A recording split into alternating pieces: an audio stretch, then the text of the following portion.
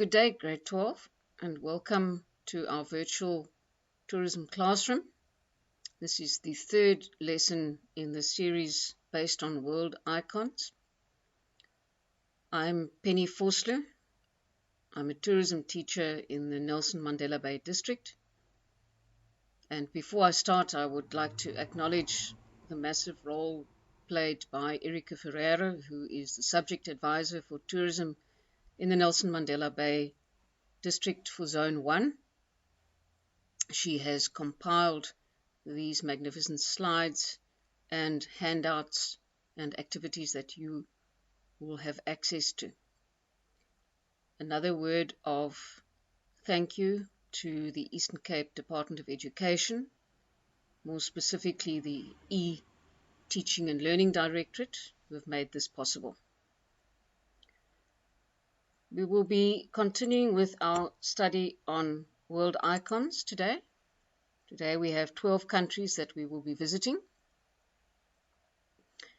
We start in Jordan, and then Nepal and Saudi Arabia. Thereafter we take a visit to Switzerland and the Netherlands. After that, Peru, Poland and Portugal.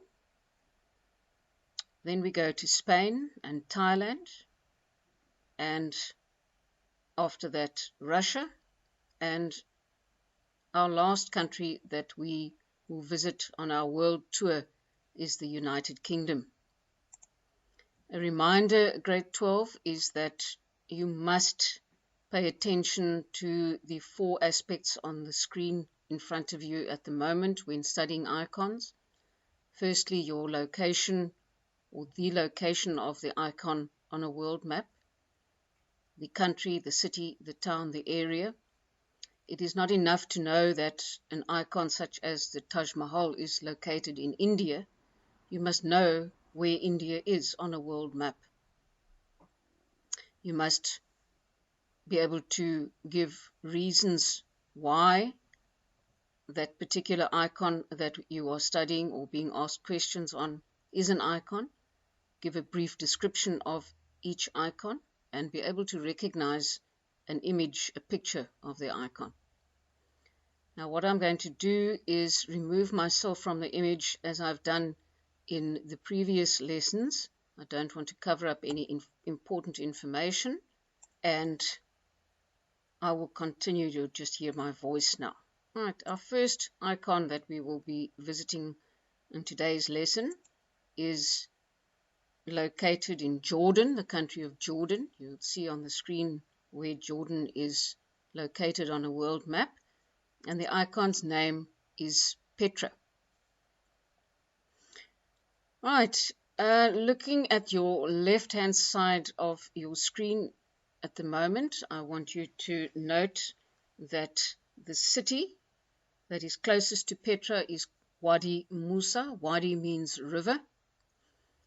And also, if you take a look at the location of Jordan on a map, it's neighboring countries: Syria, Israel, Jordan, Saudi Arabia. And you'll also see that Petra is one of the 7 wonders of the modern world. Now, if we take a look at why Petra is regarded as an icon, you will see at the bottom left-hand side of your screen, this city of Petra has been carved from solid rock. So what you are seeing in the image in front of you is a carving done in solid rock, which makes it one of the most spectacular cities in the world, or ancient cities in the world. It is located in the desert, in a narrow valley between mountains. Taking a look at the description of Petra, you will see that, again, it is located outside the town of Wadi Musa. And between 600 BC and 106 AD, the Nabateans settled in Petra and developed it into a wealthy camel caravan trading center.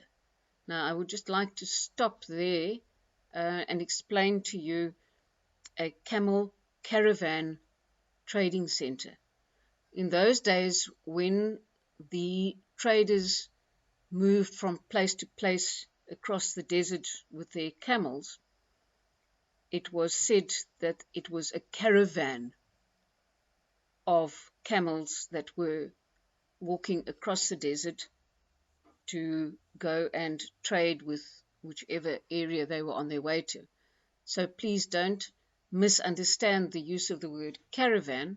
It's not a caravan as we would understand a caravan today. So if we could just continue, the spice and silk routes of China, India, and Arabia, together with Egypt and Syria, Greece and Rome,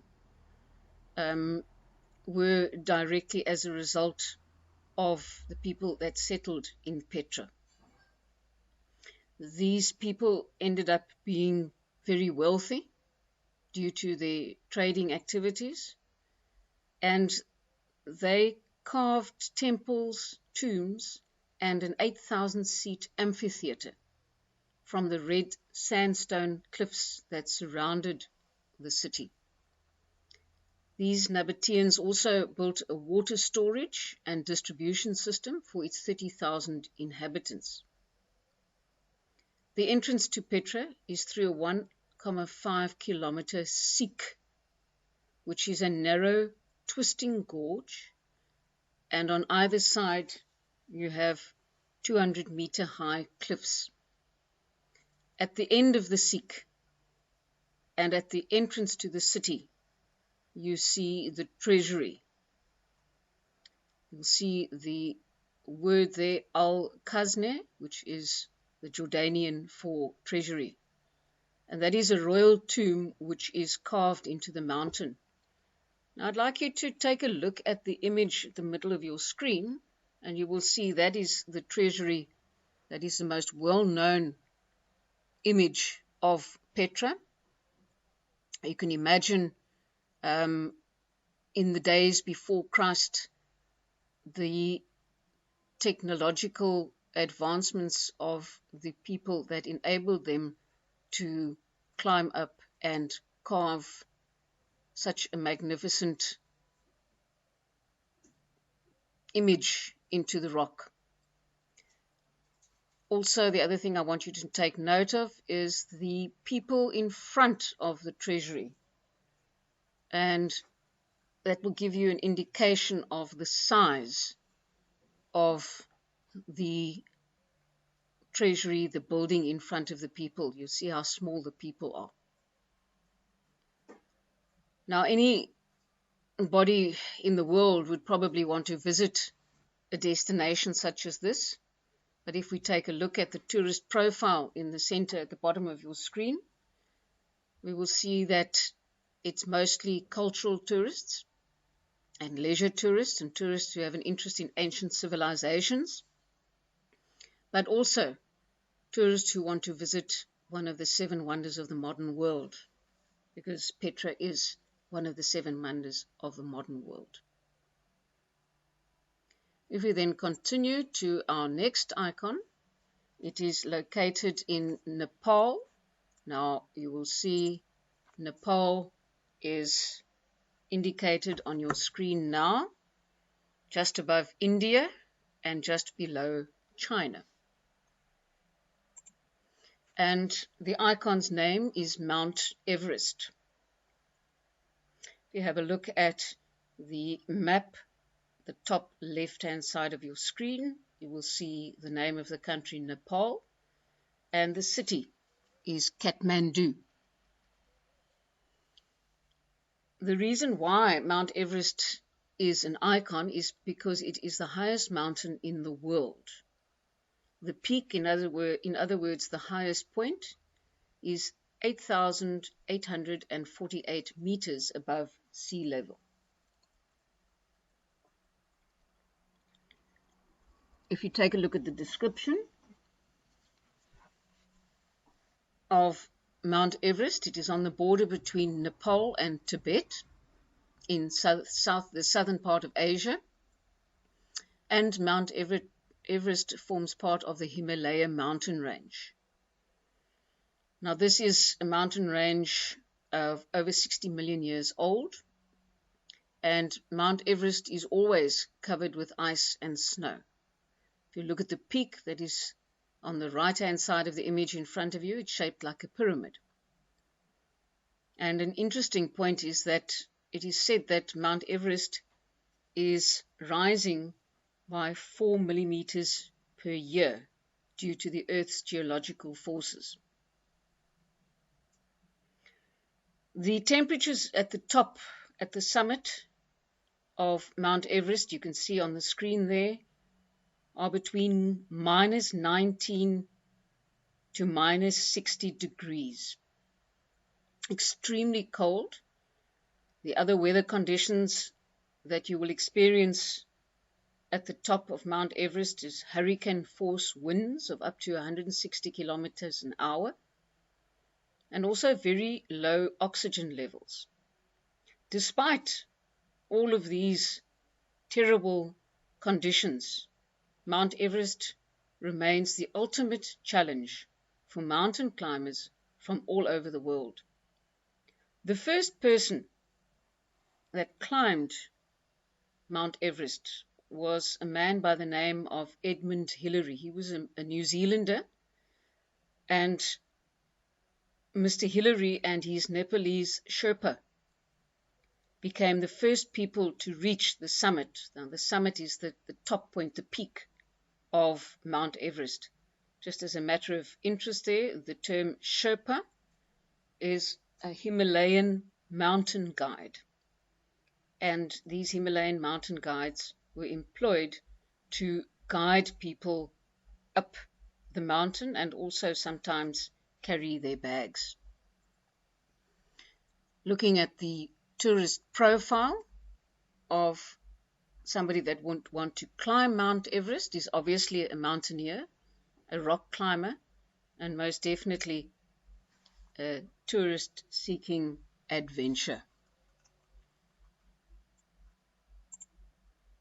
The next destination we will be visiting today is Saudi Arabia, and you can see where Saudi Arabia is on the world map.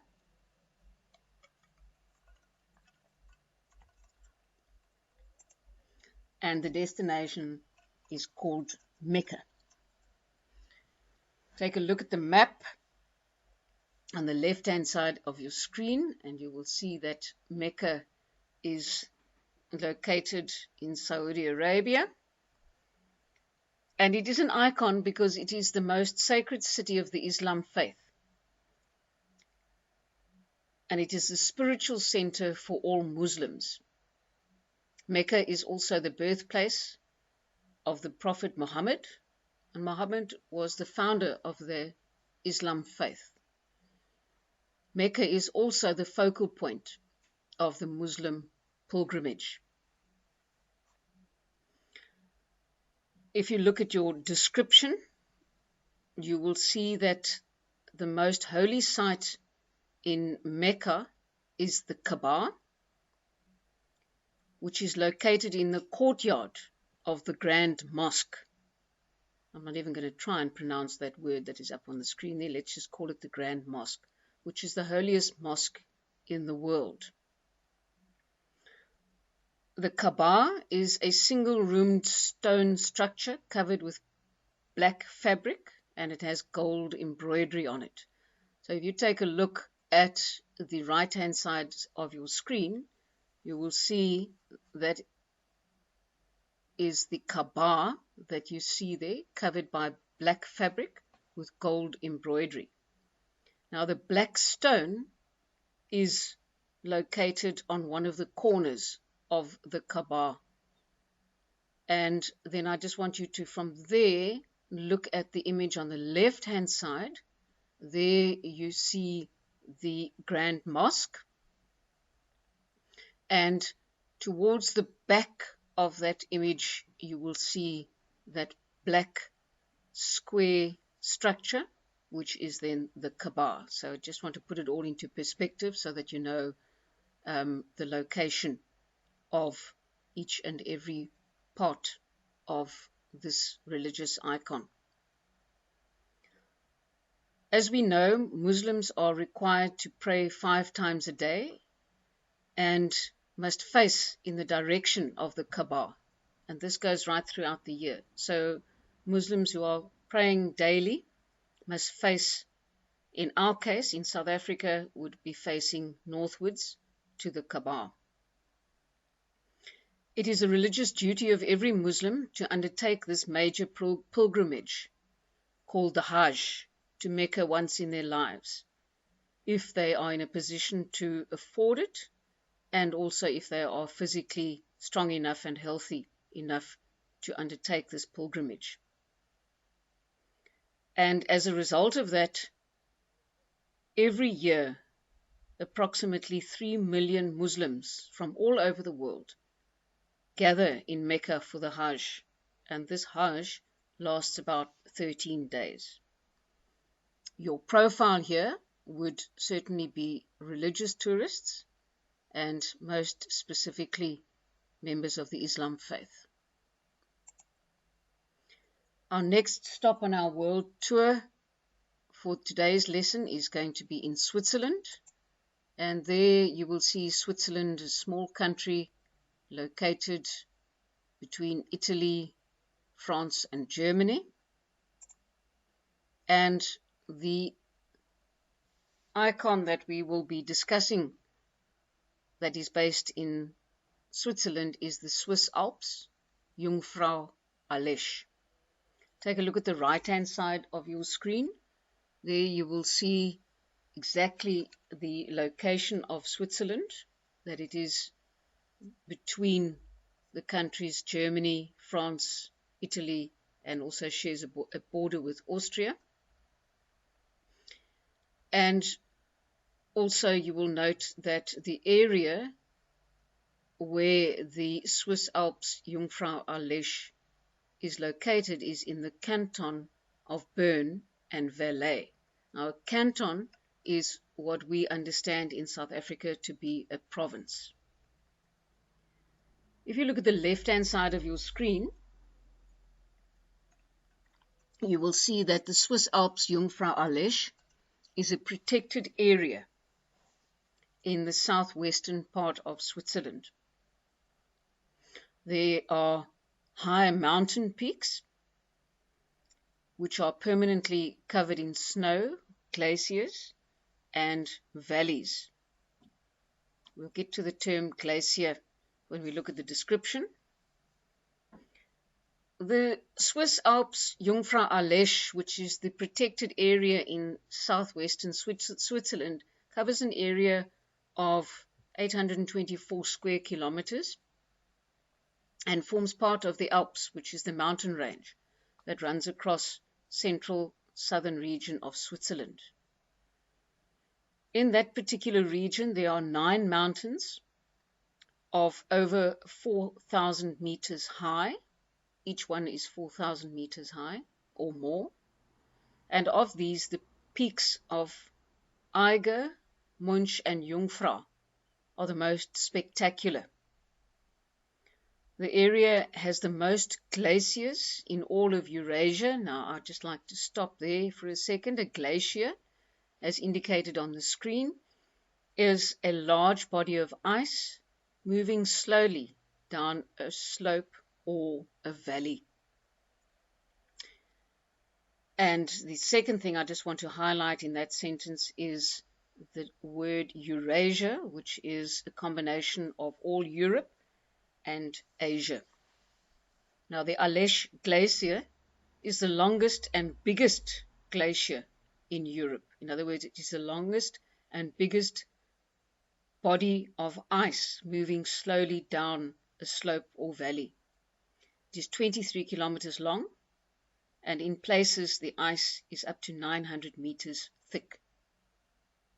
There is a diverse ecosystem of fauna and flora in the Jungfrau-Aletsch, and this is a beautiful popular tourist destination with various activities such as sightseeing by train.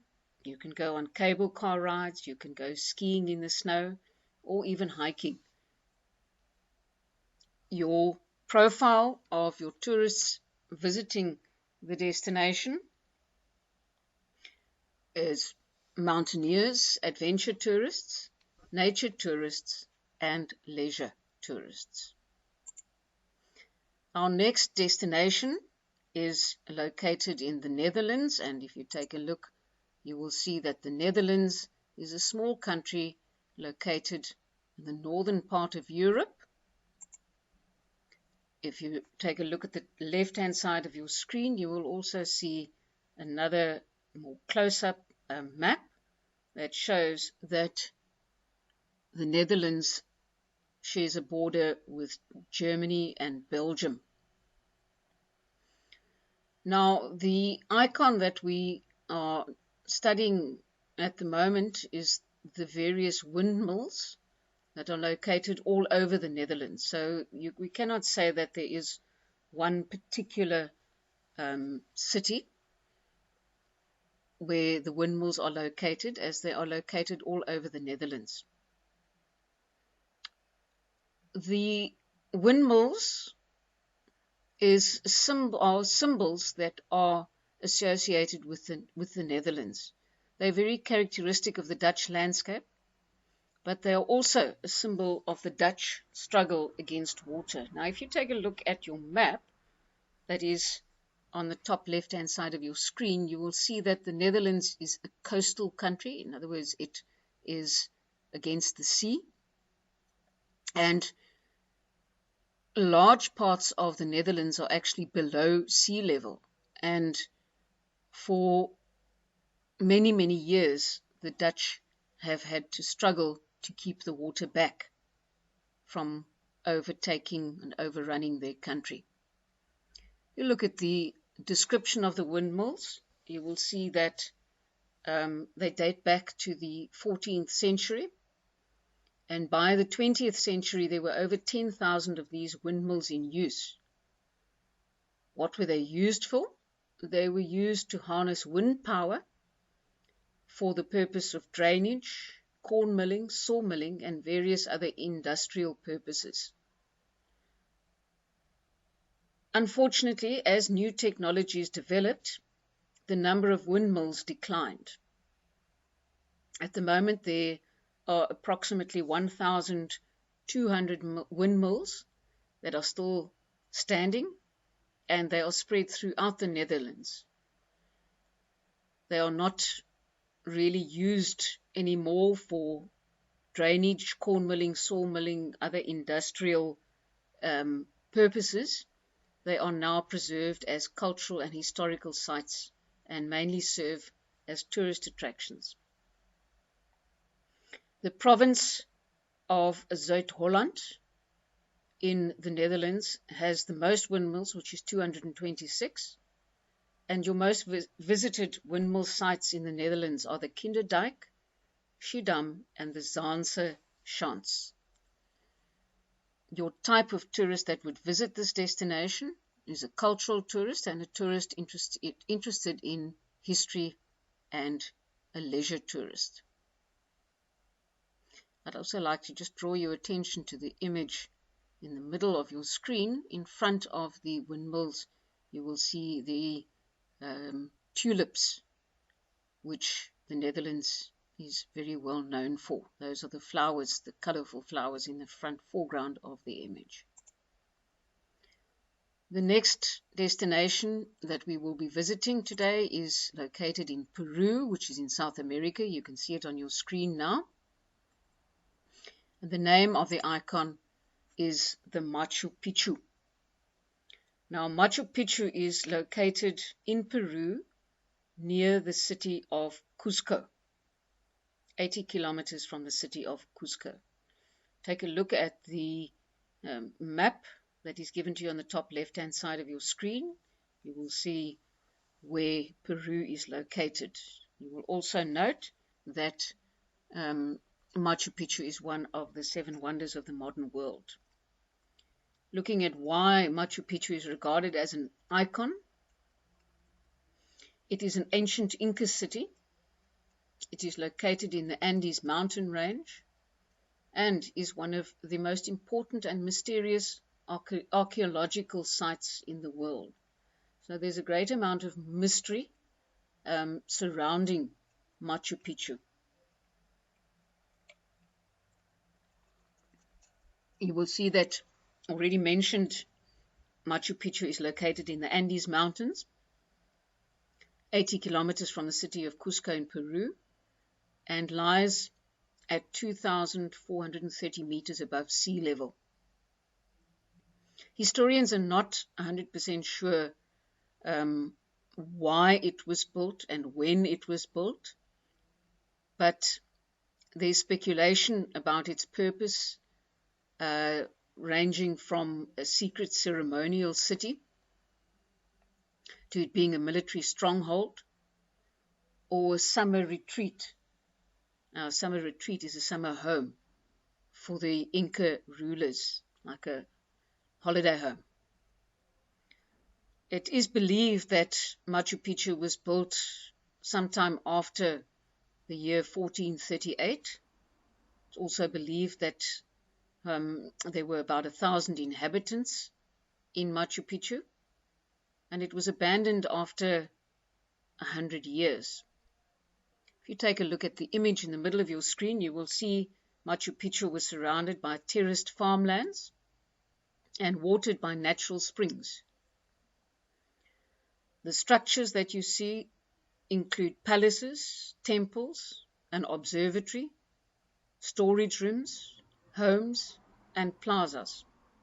An interesting fact here is that in the building of Machu Picchu, no cement was used at all.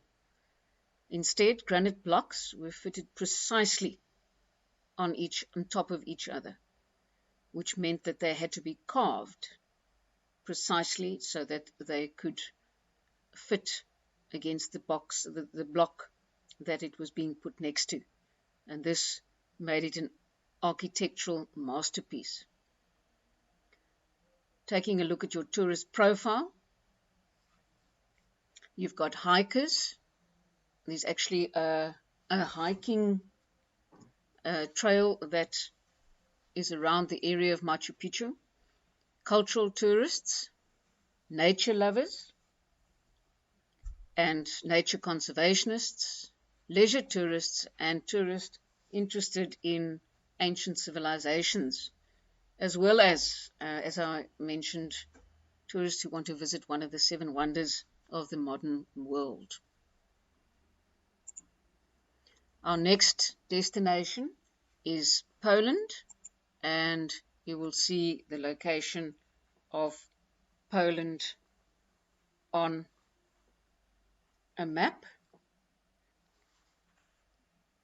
There you have, there's the icon that we will study in Poland, which is called Auschwitz, and it is in the city of Auschwitz. You look at the left-hand side of your screen. Again, you will see where Poland is located, next to Belarus, the Ukraine, and the Czech Republic, Slovenia. So that just gives you an idea of where in the world Auschwitz is located. There's a very sad story to be told behind Auschwitz. It was Nazi Germany's largest concentration camp, also a forced labor camp, an extermination camp. It was a complex, and it was in Europe from 1940 to 1945, and that was during the Second World War. Today, it serves as a symbol of the Holocaust and humanity's cruelty to its fellow humans during the World War, killing of the Jews during World War II. And just to perhaps explain to you the term Holocaust.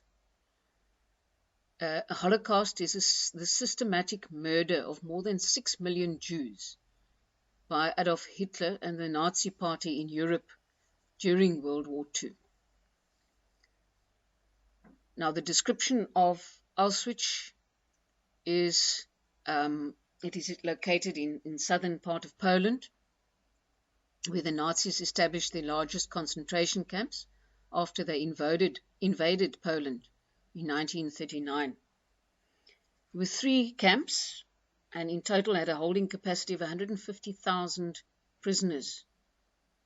Initially, they were used for Polish political prisoners and Soviet prisoners of war. But in 1942, Auschwitz became the notorious site for mass extermination of European Jews. Now, extermination is murdering, killing. More than 90% of the estimated 1.2 million who died in the gas chambers of Auschwitz were Jewish men, women, and children. So I'd just like to stop here again and just make sure you understand the magnitude of a destination of this nature.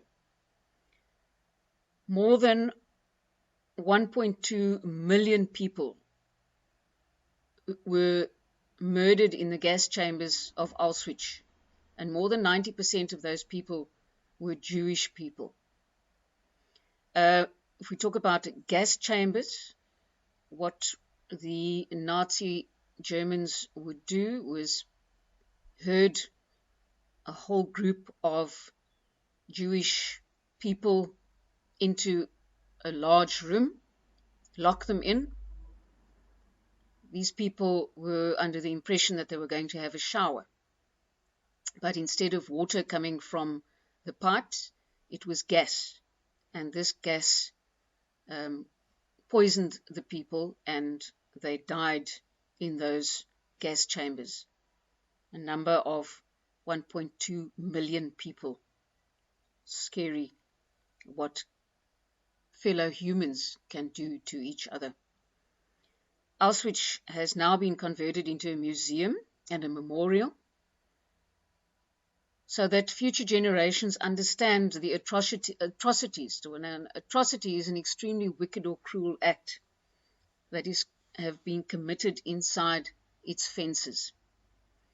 Your tourist profile of people wanting to visit this destination are dark tourists. Now, a dark tourist is a tourist that is interested in dark things, murder, killing, things of that nature. Also historians and tourists who are interested in the Second World War, and tourists who are interested in the Holocaust. Our next destination is Portugal, and there you will see Portugal on the world map. And the icon that we're studying there is the Algarve. The city is Faro, and if you take a look at the image on the left-hand side of your screen, you'll see where Portugal is located and also where the city of Faro is located. The Algarve is Portugal's most popular tourist region and also one of Europe's favorite holiday destinations. This area is well known for its dramatic beauty of its coastline, which you can see in the image in the middle of your screen, sunny weather, excellent beaches, and opportunities for outdoor activities and great food. Perhaps if you think back to the previous lesson, you might be reminded of the French Riviera. That is also a similar type of destination. Your Algarve lies on the southern tip of Portugal, and it has the Atlantic Ocean at its feet. The coastline offers a long stretch of sandy beaches, broken up by rugged cliffs, caves, and secluded coves. Excuse me. Sunbathing and swimming are the most popular activities, but there are also many, many opportunities for various kinds of water sport. And the area is a golfer's paradise. Visitors to the Algarve can enjoy a taste of Portugal in the various restaurants, bars, and cafes that offer a wide range of seafood, sardines, chicken, piri-piri, piri-piri chicken, that's grilled in a very spicy sauce. That is the origin of this type of food. Your profile of tourists would be leisure tourists, holiday makers, nature lovers, and lovers of the outdoors. Our next attraction is located in Spain, and there on the world map on your screen you will see where Spain is located. We have two icons that we will be studying in Spain. The first is the Alcázar of Segovia. You look at the map, you will see the city is Segovia, and it's also the province in which this fortress castle is located. Why is this regarded as an icon? The Alcázar of Segovia is the most recognizable fortress castle in Spain. If you see, it's located on the top of a rocky hill and shaped like the bow of a ship. Now, a fortress castle, a fortress is something that is built for protection. So you can see by the fact that it was built on the top of the hill, you can see that the people who had command of the castle could see the surrounding area and attack anybody that was coming close to the castle. This fortress dates back centuries and is also one of the most visited monuments in Spain. Now, the Alcázar is the castle, and it lies in the old city of Segovia, in the province of Segovia, which is in Spain. Originally, it was a wooden fortress that was built by Arabs when they occupied Spain. Thereafter, it was recaptured by the Spanish, and they rebuilt it as a stone structure in the 12th century. Subsequent to that, the Alcázar of Segovia has had various uses. It was firstly the favorite residence of the Spanish royal family, and it had to have extensive alterations and additions. That happened through the centuries, and eventually it formed it into the magnificent castle that it is today. Early in the 17th century, the Spanish royalty moved to what is now the capital of Spain, Madrid, and then the Alcázar of Segovia was converted into a state prison and later became the Royal Artillery College as well as a military academy. Today, the Alcázar of Segovia is a museum and one of the 3 top tourist attractions in Segovia. Profile of tourists visiting this icon would be cultural tourists who are interested in history, as well as leisure tourists. We're still in Spain for the next icon that we will be studying, and that is we'll be learning about the bullfights held in Spain in the cities of Madrid, Seville, and Pamplona. You'll see on the map where Spain is next to Portugal. This is a very controversial and bloodthirsty activity during which a bullfighter provokes and kills a bull,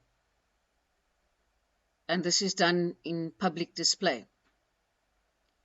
Sometimes the bull would be killed with a sword, sometimes with lances, but at the end of the day, the idea is to exhaust and then kill the bull. And it is universally associated with Spain's history and culture. Now, the bullfights take place in a large outdoor arena. What happens is the bull enters the ring, and the bullfighter, known as a matador, is carrying a cape and a sword. If you notice the image in the middle of your screen, you will see the very spectacular embroidered silk costumes, colorful. The matador will then provoke the bull using the cape. You also have bullfighters on horseback, known as picadors, and also bandoleros, who are bullfighters on foot. And they all add to the aggravation of this bull by stabbing it with short, thin sticks with iron tips. Eventually, when the bull is exhausted, the matador approaches the bull from the front and thrusts his sword between the shoulder blades into its heart, killing it immediately. As already mentioned, Madrid, Seville, and Pamplona are the most popular cities for seeing a bullfight in Spain. Pamplona also has the running of the bulls, which is during the bullfighting festival in Spain. That involves residents and visitors running through the streets of Pamplona, being chased by a number of these bulls, and often they risk injury and death. Profile of the tourists interested in an icon of this nature is adventure tourists, leisure tourists, and cultural tourists. All right, then we're going to go off to Thailand, and you will see where Thailand is located on the map. And in Thailand, we're going to study the floating markets located in the city of Bangkok. Your floating markets are colorful and vibrant, and traders sell their goods from their boats on the various rivers and canals. And this is a very traditional way of life in Thailand, and these floating markets have become the symbol of this traditional way. Your floating markets are known for the Thai women who are dressed in their blue shirts and their flat-topped hats. They paddle along the canal. Now, if you take a look at the image in the middle of your screen, you will see there are the ladies on the right-hand side of your screen in the small boats piled high with tropical fruit, vegetables, flowers, fresh, ready-to-drink coconut juice. So it's a very colorful image. No wonder people want to take so many photographs. Tourists can also then explore the markets in motorized long-tail boats or rowboats, which will let them be part of the traditional Thai way of life, and obviously take many, many photographs too. If you take a look at the image in the middle of your screen, you will see the boats on the left-hand side are the boats in which the tourists are located.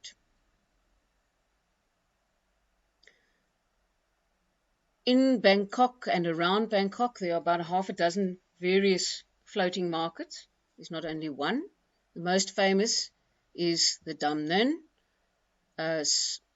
Sadwak, I hope I said that correctly, floating market, which is out 80 kilometers southwest of Bangkok.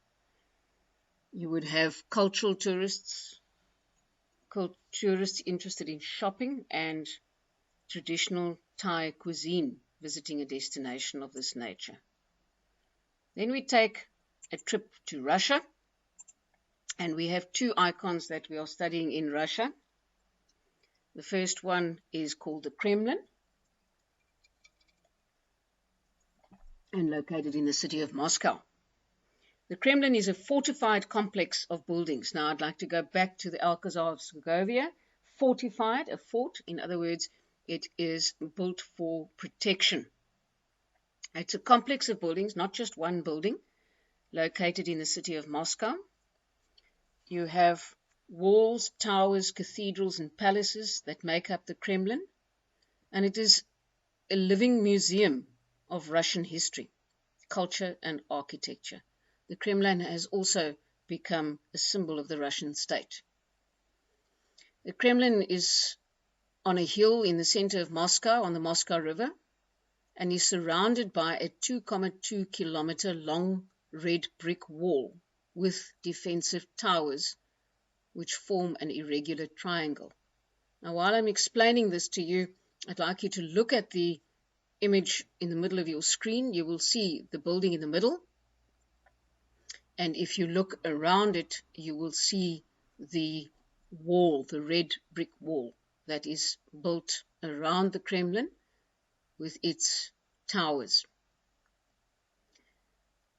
The center of the Kremlin has the Cathedral Square, and clustered around Cathedral Square there are magnificent architectural structures, buildings, palaces, many of which date back as far as the 15th century. One specific one is the Cathedral of the Assumption, was the oldest and largest and most important of the Kremlin's many churches. And that is where the Tsars were crowned. The Tsars were the royal family of Russia. And that was built in 1479. And as I already mentioned, this Kremlin is a symbol of Russian power. Your profile of tourists here visiting this destination are cultural historians, architecture tourists, as well as religious tourists. The next destination in Russia is the Red Square, which is in close proximity to the Kremlin, also in Moscow. The Red Square, as you see in the image in the center of your screen, is a large public square which is surrounded by significant buildings. There have been many historical events that have taken place on the Red Square, and it is one of the most famous tourist attractions in Moscow. Now, your Red Square separates the Kremlin from the rest of the city of Moscow. I'm going to refer you to your image in the middle of your screen in a second. Let me just go through this information. The landmarks that surround the Red Square is the brightly domed St. Basil's Cathedral, Lenin's Mausoleum, which is where the embalmed body of Vladimir Lenin, who was the founder of the Soviet Union, is to be found. Also, the State Historical Museum, the Kazan Cathedral, and Moscow has a very famous department store known as GUM. If I can just ask you to take a look at the image on your screen, you will see in the foreground closest to you is St. Basil's Cathedral with its brightly colored domes. In front of that open area, that is the Red Square. On the left-hand side, halfway up, you will see the Lenin's tomb. And on the left-hand side behind Lenin's tomb is the Kremlin with its walls that I told you about in the previous slide. On the other side of the road, on the right-hand side of your screen, that is GUM, which is the city's famous department store. Initially, the Red Square was built to be used as a marketplace, but then it became used for religious festivals, government ceremonies, sometimes even executions. And in the 20th century, it became very, very well known because of the Soviet military parades that were held there each year. And the aim of those military parades was to demonstrate the power of the Kremlin to the world. Tourist profile here is cultural and leisure tourists and tourists interested in religion. Our last country on our world tour is the United Kingdom. And here we have 4 different destinations or icons that we will be visiting. The first one is Big Ben, located in the city of London. If you look at the middle at the top of your screen, you will see that the reason why this is an icon is given to you there. It is recognized worldwide as a symbol of the city of London and the United Kingdom. I'm going to get to the detail of what is where on the photo in front of you in a minute. You will see that the Palace of Westminster, with its neo-Gothic architecture and more than 1,000 rooms, is built on the banks of the Thames River. So that river that you will see in front of the Palace of Westminster is the Thames River. The Palace of Westminster is the home of the British Houses of Parliament. So the building you see there is where the British Houses of Parliament is located, which is called the House of Commons and the House of Lords. Specifically, I want you to take a look at the 93-meter freestanding tower on the right-hand side of your screen. That is the Elizabeth Tower, and it houses the Great Clock of Westminster, or Big Ben. Now, Big Ben is the biggest clock within that clock tower. Although Big Ben is used to refer to the clock tower, it is actually the nickname of the Great Bell. You will also see in the information given to you that Westminster Abbey and St. Margaret's Church are on the same grounds and form part of this World Heritage Site.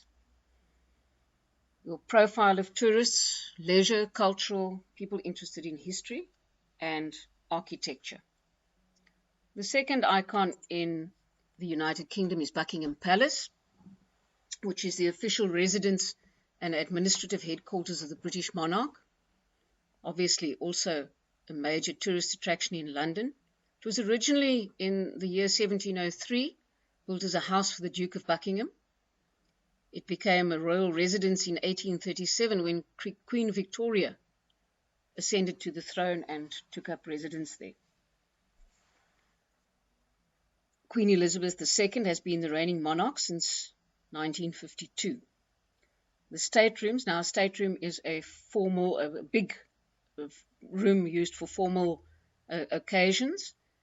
It's decorated with priceless works of art and furniture from the Queen's royal collection, and are used for official functions, banquets and ceremonies.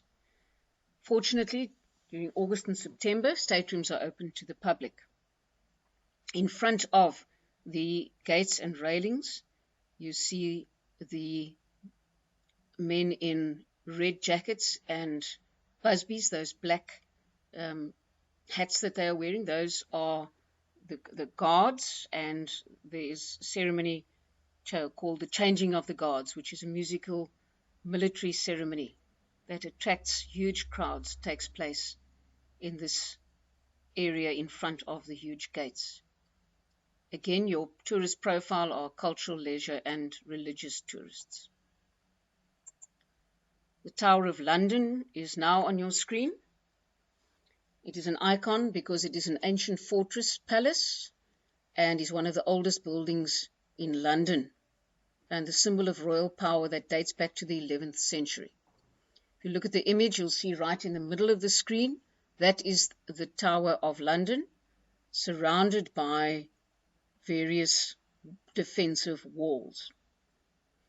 The building of the Tower of London was ordered by William the Conqueror, and work began during the 11th century, and you can see how long it took to build.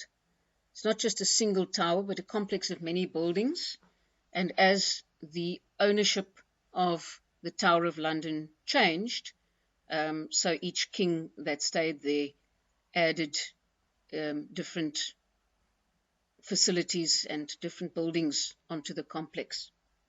You will see that there are two defensive walls built around the tower. The use of the Tower of London is as a royal palace, a prison, and a place of execution and torture. Many famous people were executed there in the past. The Tower of London is a museum today, and a collection of the crown jewels is located inside that. Now, the crown jewels, the Queen jewels that she has. The beef eaters are the ceremonial guards. They're the yeoman warders that guard the Tower of London. If I could just refer you to the image there, you will see the Tower of London. Look in the top right-hand corner of your screen. You can only see the bottom of the bridge there, and that bridge is Tower Bridge, which is our last icon on our world trip.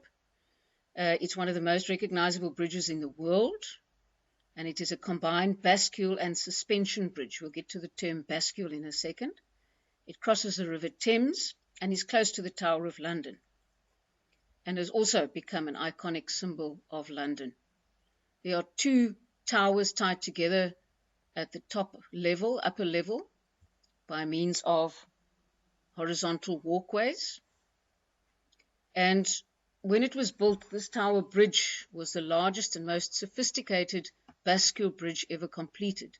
Now, bascule bridge comes from the French word seesaw, whereby the arms of the bridge could be lifted and let back down because it was operated by hydraulics that used steam power to be able to open so that the ships could go through. It was also opened to the public for the first time since 1910 in 1982, and there is a permanent exhibition inside called the Tower Bridge Experience.